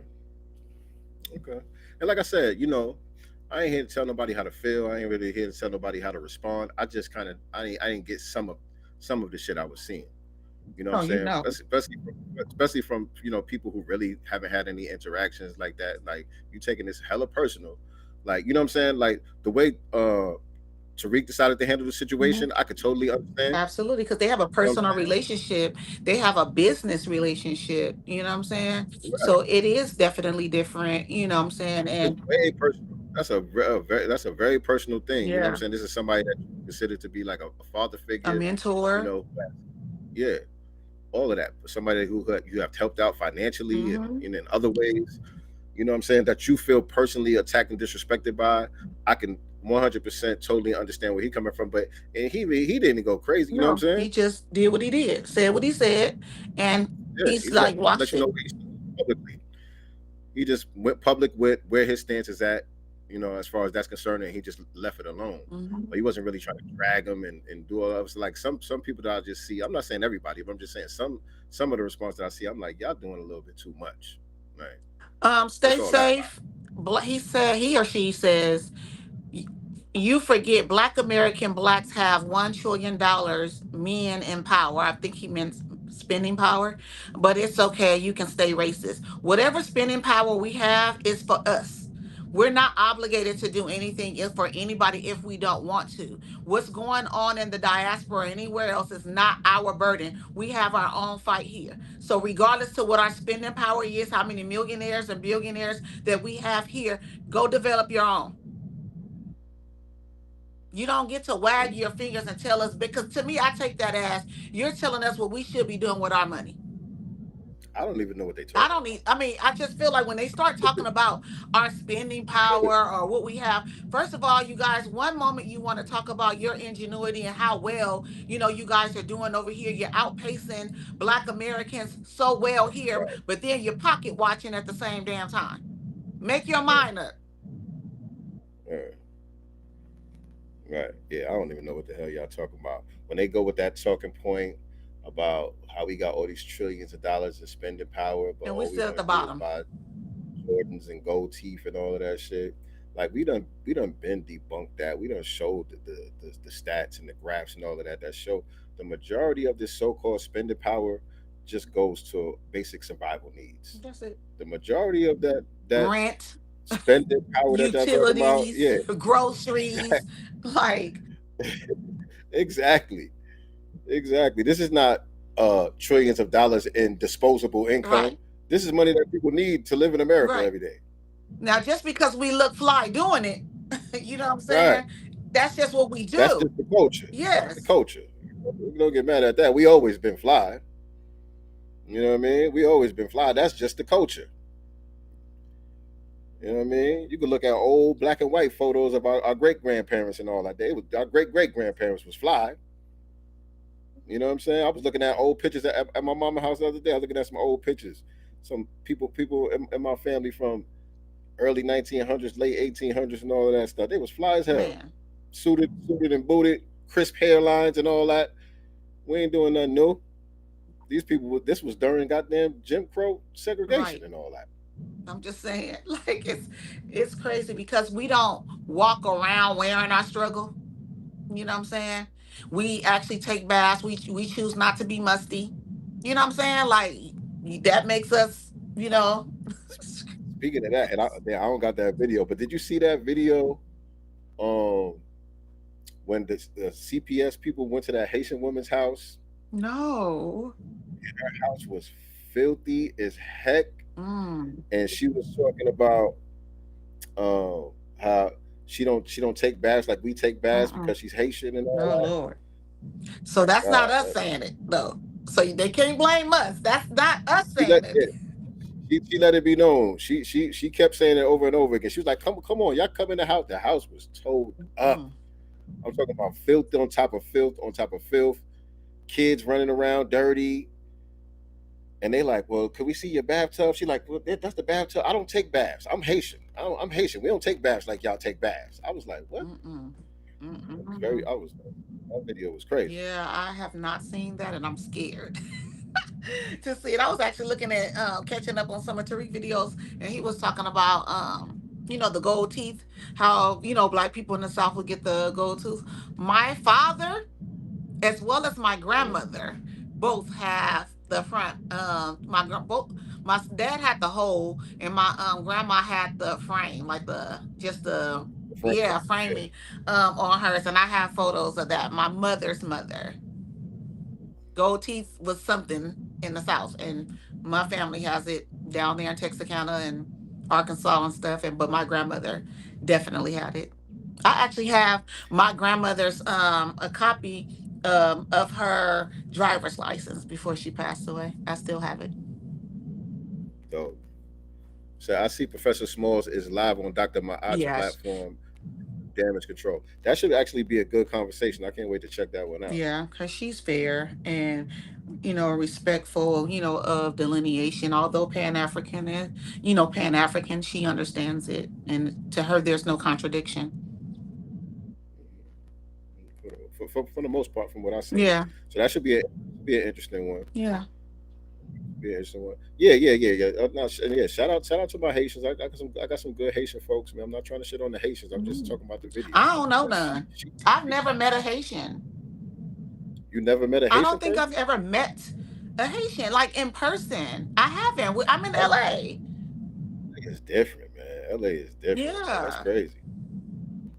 I got some real good Haitian folks, man. Sac passe. Shout out to my Zoes and all that, man. Yeah. Got some good Haitian folks for sure. Belizeans, Hispanic, Mexicans.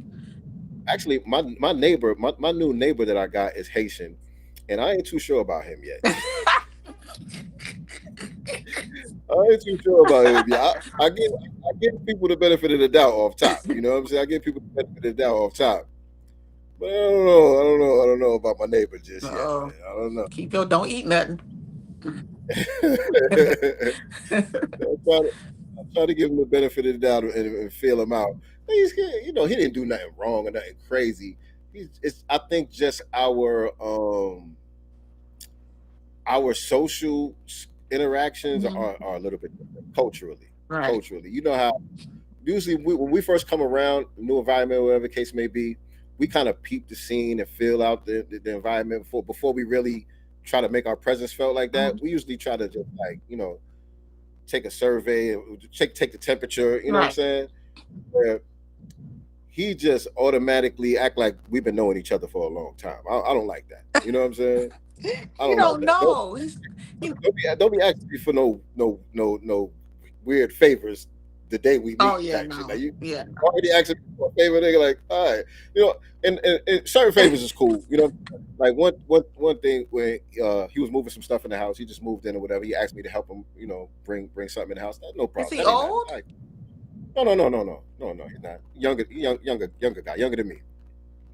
But I helped him. You know what I'm saying? That ain't nothing. I don't mind that. Yeah, I'll help you bring shit in the house. I might need you to help me bring something in the house one time. You right here.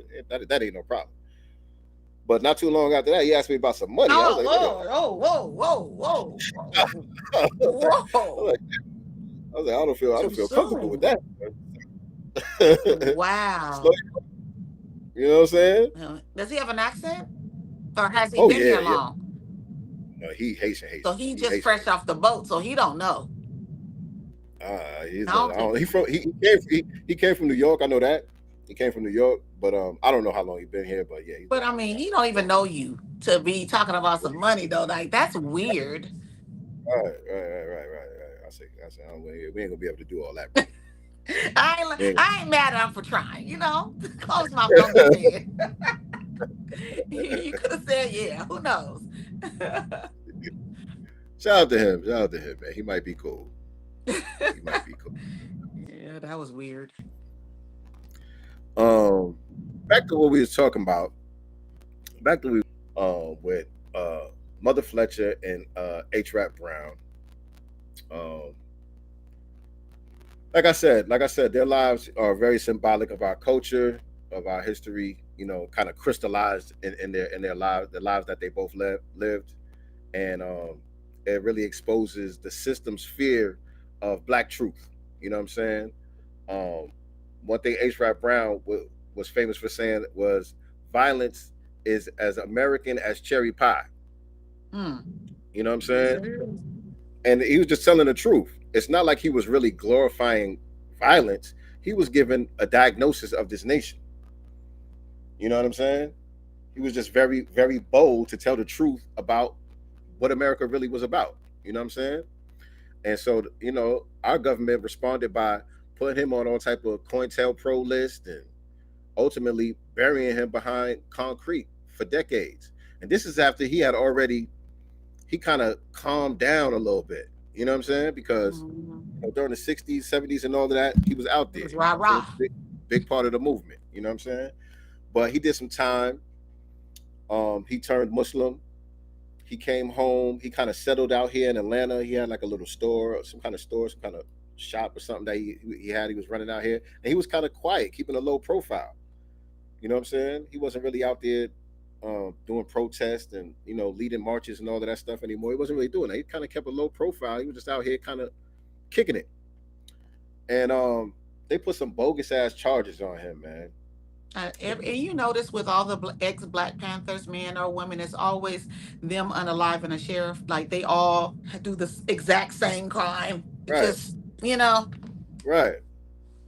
Right. So it was a situation down here in Atlanta. This was like in like 2000, 2001, early 2000, somewhere around there. There was a shooting that happened where 2 officers got hit. I think it was 2 officers that got hit. One died, one survived.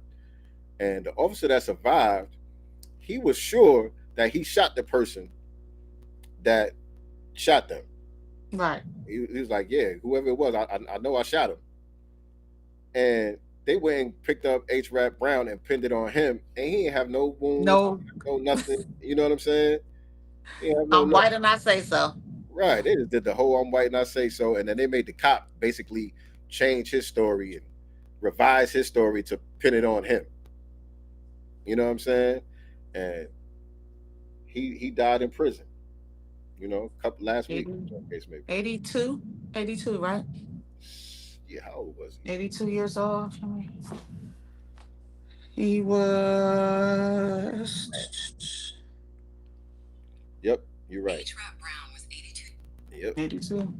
82 years old. So rest in power to that brother, man. Right. Rest in power to that brother, man. You know what I'm saying? It's like if you're not gonna them, because you notice a lot of these former Panthers that's still around that get paraded around mainstream media and all of that stuff. They got book deals and all that kind of stuff. Mm-hmm. They don't really talk how they was talking back in the days. Oh no. They've been neutralized. Right.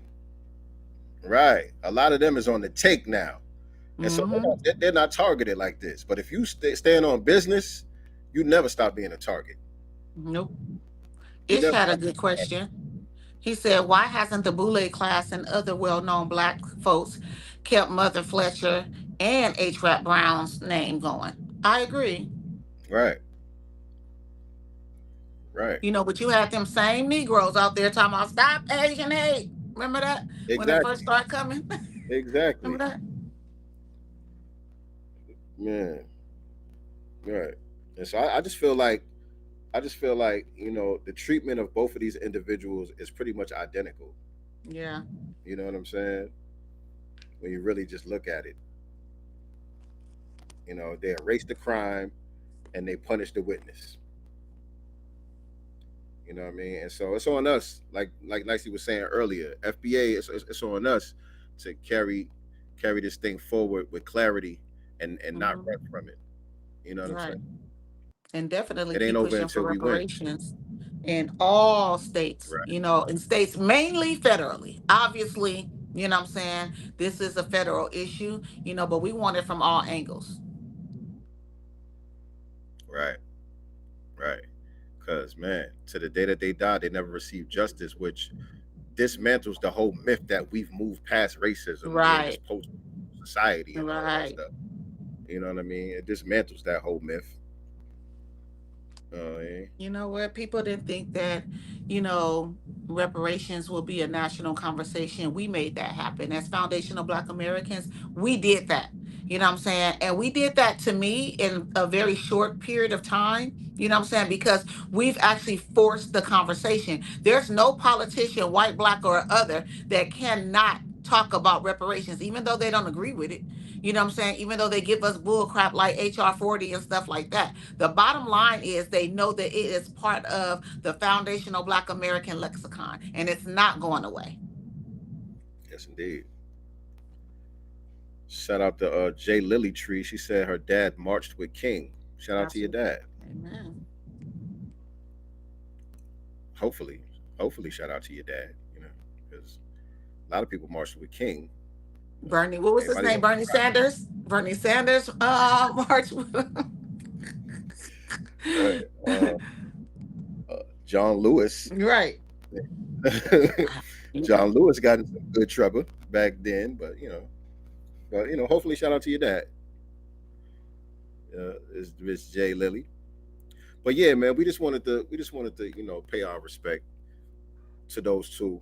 You know what I'm saying, and not let them go so silent. I just feel like it was just very silent It out here about was. that. Like, I we're not mean, gonna just let that go. You know what I mean? So much respect to them. Condolences to the families as well. absolutely.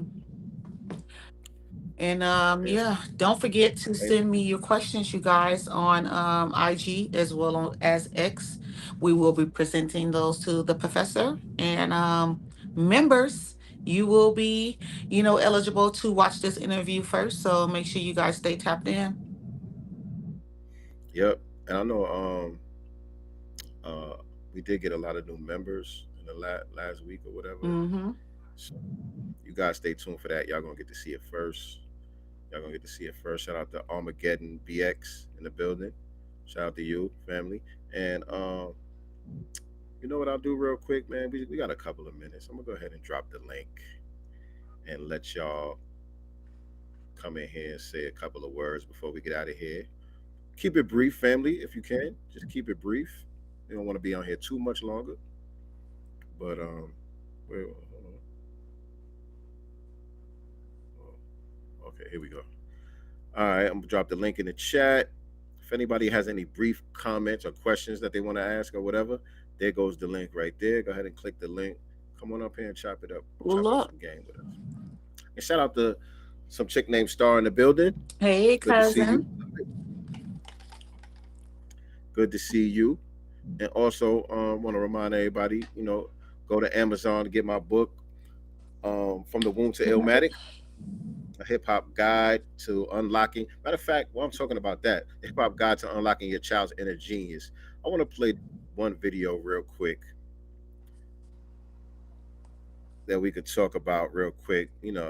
Since I do have a parenting guide out here, there was this pastor that was on the Breakfast Club, Mm. and he was talking about, I forgot exactly what it was, but I remember I wanted to talk to y'all about it, get some of y'all opinions and let y'all know what I thought about what he said. Where is it? Where is it? Where is it? Where is it? Where is it? Where is it? Where is it? No, not that. Let me go back down here. I see somebody backstage. I'll get to you in a second. Give me a second. Here we go. Here go this video right here. I'm gonna play some of this and get y'all feedback on this right here. Especially my parents out there, my grand there. Let me know what y'all think about what the pastor was saying here. Do you let your kids cuss in front of you? No, I don't. Do you let your kids cuss in front of you? Hell no. Do you let your kids cuss in front of you? No. As your brother? Yes. You're living in a state of delusion because you literally are doing the same thing your parents did to you. You've been conditioned, and you know your kids are doing the same thing you're doing. And so most parents are not the people their kids go to when they're in need, because there's all of these micro fake things that we put up around ourselves. So when I'm really struggling, I'm not coming to you because I can't be real. And I don't know if... So y'all understand what he's saying?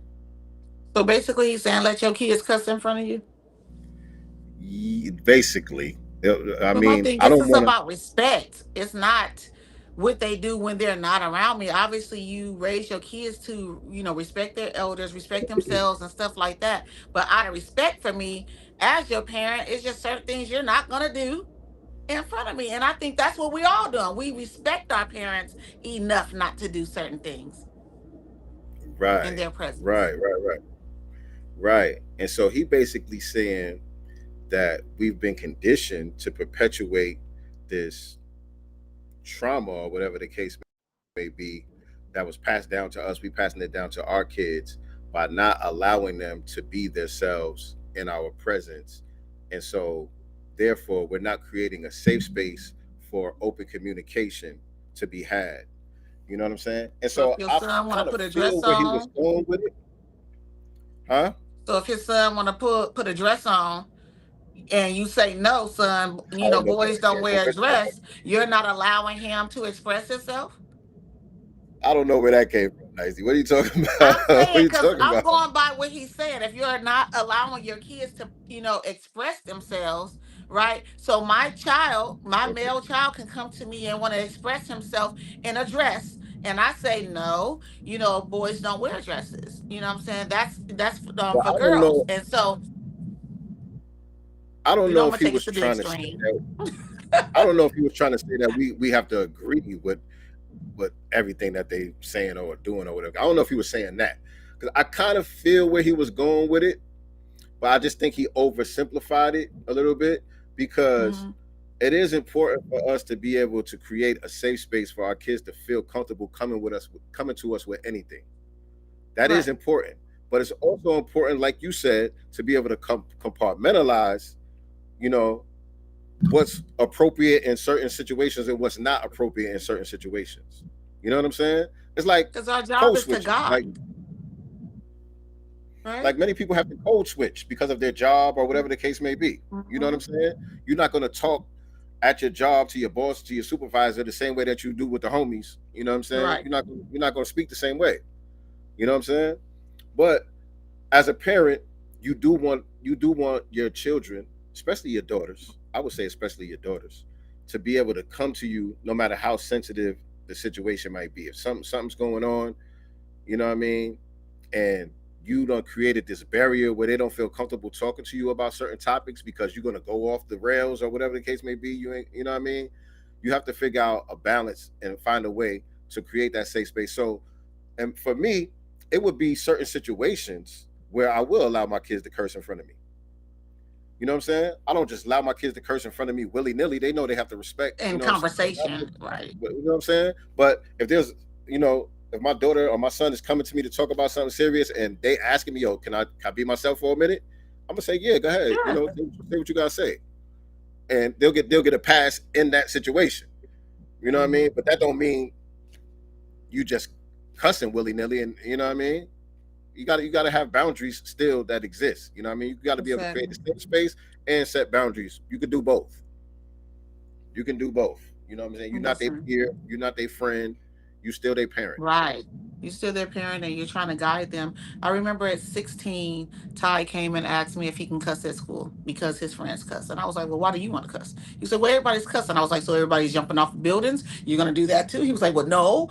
And I was just like, listen, I can't control what you do when you're at school. You know what I'm saying? I will say this though, if you're in the mall, or out with your friends at the movies or something, and you just walking around cussing and other adults are around, especially black adults, I have a problem with that because we are taught to respect our elders, also ourselves. And I don't want you out there doing that. You know what I'm saying? Right. So I just feel like, again, I can't tell you like no, don't do it, because whatever you're gonna do, you're gonna do. But I want you to have enough respect, for adults. You know what I'm saying? When you're around adults, even with your friends, regardless of what they're doing. And You know respect what for I'm saying? yourself and how you represent me and the family. You know Exactly. what I'm saying? That's what I told Yeah. him. And he asked me again when he was 18 if he can cuss. He was like, well, I'm 18 now. I'm grown. Can I cuss? And I asked him the same question. Well, for what? He was like, well, I'm grown now. I was like, well, again, I can't tell you what to do. I thought it was kind of cute, though, that he asked twice at 16 and 18. Right. Niggas checking them landmarks. Nigga. Yeah.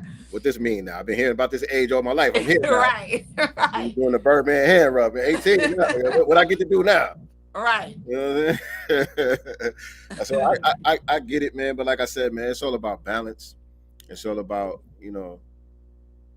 boundaries and limitations to everything. You know what I'm saying? I had a homie when I was back in New York. Shout out to my dude Streets. He used to let his son cuss, and I'm talking about since they was his Straight up. son. His kids was his son and my son is the same age, and so this time they was like probably 6, 7, 8 years old and all that. And he used to let his son cuss. You know what I mean? He didn't care, but he was a good kid. Hmm. He never got in trouble in school. You know what I'm saying? He wasn't getting calls home and getting kicked out of class and all that stuff. For him, it kind of worked for him because it was almost like it wasn't a big deal to him. Right. Some kids they want to try it out because it's taboo. Right. You know what I'm saying? And so they end up doing the most. You know what I'm saying? When it's inappropriate, where his son kind of knew when it was cool to relax and when it wasn't. You know what I'm Right. saying? And cursing wasn't no big deal to him because he was always allowed to do it anyway. So it wasn't like he doing something special. And I think it's also a difference in cussing at your parents, right? Versus cursing in front of your parents. Because a lot of times, if your kids do it, if they slip, it's usually because they're arguing. you know, it's a heated situation, not necessarily with you, the parent, but someone on the outside. They can be telling a story and it slips out, you know, or something. But I think it's just a difference in cursing at your parents versus cussing in front of your parents. My 30-year-old does not cuss in front of me. Right. Now it will slip out, and I would say slip if she's telling me a story when she's in a heated conversation, like I had to tell this book, you know what I'm saying? Something like that. But just to be we sitting up, you know what I'm saying, having dinner or lunch together or going out shopping together, we in the car together. She's like, oh, she that da, da, da. She don't do that. Right. Like we literally don't have that. Right. Right. Yeah. Yeah. And that's how it should be. That's how it should be for the most part. Now we got Aket Kaba somebody here. Let's see. Aket Kaba Unk. Can you turn your camera on? A quet. Are you want me to turn my camera on? A quet Kaba song. I'm here in California. I have you guys on my WhatsApp group, so I have people watching you over there. I don't do a lot of social media, you know. I got rid of all that stuff. One of the things that happened yesterday here in San Francisco, right? We were sitting here, right, watching Tyler Perry on TV, and then one of my friends called on the phone, and the speaker is on there. Him and his girlfriend got into an argument or whatever. So he's messing with one of those troglodytes, you know what I'm saying? And he's a black man messing with troglodyte. And so Benny and them told me that he was running. So we get out there, he was like, bam. And he was like, dang, somebody pulled a gun out on me. And then the next thing we heard was like 3 shots. Shot, shot, shot. So we went out there. We had to put our shoes on because I don't allow anybody wear their shoes in my house. I got to think about that. But anyway, so we had to get our shoes on. We ran out there, and where the area I live in, you know, you follow the police. And he right there. I saw the body and everything. Blood dripping all out. Right? And then this is the thing right here. And another reason why ancestors told you a long time ago to leave them troglodytes alone. And this is the 3rd black man has gotten killed. We had Joseph who got killed with Alchemy. Alchemy is an organization to help brothers that got out of prison and to give them a job, because don't forget, California is a sanctuary state. Everybody's supposed to get a job. He gets shot. Hold on. I'm sorry. I'm just having a hard time following everything that you're saying. Did you have anything to comment on something that we talked about here tonight? Well, one of the things that I just want to tell brothers and sisters is that you need to get your bulletproof vest, stay strapped up, make sure you have a body cam on, and do not be out here by yourself. They were killing our people on the... Okay, I don't know what this sister's talking about. I'm sorry, y'all. Sound like it was a little drinky drink. I don't know what's going on there. But we got our brother Shay and Krumer. Can you clean up the mess a little bit, brother? What is the mess? I don't know what it is. That's not on my end. No. I was just saying, like, we got to clear the energy. I don't know what was going on. Oh yeah, I got you. Yeah, I think it was. I know Desiree. She does that from time to time. I apologize for her. Oh, that's your people. Yeah, I know her. Yeah. Okay. Yeah, I wasn't trying to shit on her, and I just don't know what you was talking about. No, she does that stuff on my platform too. So y'all not alone. What I wanted to say was a big rest in power to H. Rap Brown, Jamil Abdullah Alameen. Yeah. He was definitely a revolutionary, and all our children need to know about him. All our people need to know about him. Now, your pops was a Black Panther or something like that, right? Yes, my pops was a Black Panther. My grandmother was a Black Panther. Several of my family members were Black Panthers. Yes. Okay. Did H. Brown have did he have children? Yes, he did. He did. Okay. Yeah. Actually, his son did a little documentary for him right before he died. They were fighting to get him released before he died. Because when they found out he had cancer, they were like, well, We sent to a prison hospital, and they were fighting just to get him out for one day, so he had at least one day of freedom. They convicted him of a crime that he did not commit. He did not shoot and kill them officers in Atlanta in 2000. So he was serving time out here in Colorado, as a matter of fact, down in Florence with the Nets. So big rest in power to him. Even though he converted to Islam, he still had the fire spirit in him, that Majaro spirit. So yes, indeed. maybe we carried that on. He lived a full life. He got to 82. Most of us don't even get to see 72 or 62. So that was a blessing within itself. And then as far as our elder, Miss Viola Fletcher, she, me and my lady, Lady Che, we had the pleasure of meeting her brother when I was running for mayor, Van Hughes Ellis. How old was he? Was 100. He was 102. He was good. He was good. He was good too. Yeah, he died a couple months after we met him. A week? No, that was Bruce Gibson that died a week after. Okay. He died around the same time that we met him.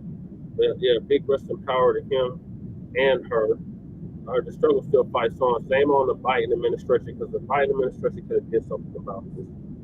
Yeah. The Sambo administration could have did something about this.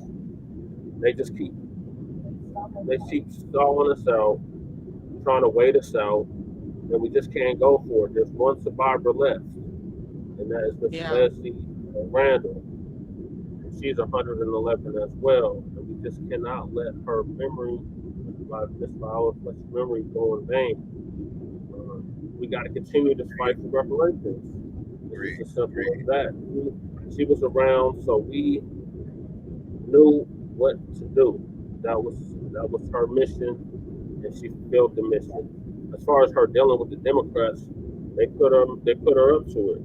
Yeah. She thought that would be the least path of resistance. But as we can clearly see, the Democrats and the Republicans, they don't know well. And they made that elder beg like that in front of the House of Congress and our brothers. So shame on them for doing that. Shame on the Oklahoma Supreme Court for denying them. Hey, let's get our brother Ish up in here. Brother Ish, man. First of all, I'm gonna start calling you the Mad Hatter. Right. my man, yo, that hat right there is fly as hell. I like that. I appreciate it. Yeah, man. Appreciate y'all. That old paperboy hat right there. Right on. Yes, indeed. What's good with you, man? How y'all doing? I appreciate this stream. I really do. When I saw the thumbnail, it made me really feel good inside, because no one is talking about. And my bad on the Malcolm X daughter thing. I thought that was something new. But to speak on our good brother H. Rap Brown, Mother Fletcher, and I put in the chat earlier, and Brother Jesse just mentioned the last living person from the massacre. I think her name is Leslie Binghamton. I forget her last name, but she's still alive. She's like 100 and something years old. You know what I'm saying? So to continue to carry this forward, it goes back to what y'all was saying earlier. And you all just, I don't know if you did this on purpose or it was just divine, how you switched over and you were getting ready to bring everybody on. You brought up the story, I think it was from the Breakfast Club or whatever, when you were talking about the cursing and the elders or whatever, where it was coming from. And then, kind of, drop little pieces here and there about the thing that was going on with Professor Smalls. The thing about it is, the way that I put those together is the way that we are carrying things forward. I have no beef with anybody that wants to go in and do whatever they want. All I'm saying is, from my perspective, there's also a way that we can still carry things forward and be constructive about it, which is what y'all mentioned earlier. Right. I appreciate everyone from every angle they're coming from. So I want to make sure that's clear. And the way that you're carrying forward, and I'm very excited to see, the interview with Dr. Ma'at and see how, everything went on with that, to see what that's all about. I appreciate the way that y'all are carrying forward with this, because there's a way to get things done. And I mentioned this in a walk I did the other day. I think it was on Thanksgiving, in the FB group, the Foundation of Black Americans group on Facebook, and saying that the first, I'm gonna tell you the first thought that I had when I sent you the first video he made. I was like, dang, that man talking about our brother Tariq, he got to handle that. Meaning, this is from my perspective. Hey man, that's a personal thing when you coming out at that brother like that. Now, yeah, you saying some things that's, real painful to me because we saw you as a rider and an ally, not just an ally. He's a foundation of Black American. So, Spearhead. like, dang, brother, what's up with that? That's what I took from it. I'm not telling anybody how to take anything from it. I'm just telling you from my perspective. And I want to make that clear, not just to anybody that's on here, for anybody that's going to see this in the future. Because we do have a set of our people that's going to take it to one place, and then a set of our people that's going to take it somewhere else. But we all still family. You know what I'm saying? That's what I want to take away from this, Yes, sir. That's a fact. That's a fact. Appreciate you, good brother. And honestly, everybody's entitled to their feelings. Like I said, what was said from what we heard, stung. You know what I'm saying? And by nature, what I'm saying, we get in defense mode. You know what I'm saying? And I think that's what happened. Yeah, for sure. For sure. And Sister Nicety, listen, I know this y'all show together, but keep dropping them cooking tips. I got to jump on that. Yeah, I I'm made some buffalo chicken egg rolls tonight, y'all. They was fire. okay. Post that. You know what I'm saying? I'm trying to get my channel up. I'm gonna show some cooking I've been doing. All you know what I'm right. saying? Yeah, I'm trying to say, you get that TikTok popping, nice. You get that TikTok popping. I posted on my TikTok today, actually. So I did post the egg rolls on my. I've been posting food on my TikTok because I am trying to build it up. So my ass just ain't on TikTok. That's why I ain't know that. I even did the Lil Kim challenge today. I gotta on see my that. TikTok. Yeah, I don't know what that's about. I gotta see that. But basically, it's you doing the Lil Kim lyrics or going to jail. So basically, I chose the lyrics over going to jail, and so yeah. It's cute. It's a cute little, challenge. Hey, let me see. Yeah, okay, all right, cool. But yeah, I appreciate y'all, good brothers. Thank you, guys. Adding on as always, and I also appreciate both of y'all helping out in the chat too. Helping moderate the chat, all of that too. I definitely appreciate that, especially when it start getting, real crazy up in there. Man, I appreciate y'all holding it down. But y'all don't got to block folks off top. You know what I'm saying? People could come in and disagree. That's fine. We're okay with that. And we know some people might be trolling or whatever the case may be. But long as they're not getting too crazy, just time them out for a minute. Don't just block everybody. All right. And shout out to Derek Cologne for entering the chat today. But all right, family. That does it for today's episode of SincereluvdagodCast. Appreciate everybody tapping in with us as always. Remember, family, never forget, we are not the master teachers. We are only the master students and signal boosters for the voices of the new Black media. I'm about to go watch Dr. Ma'a video with Professor Smalls. You know what I mean? That'd be my little homework assignment before we chop it up with him right there. Peace and Black.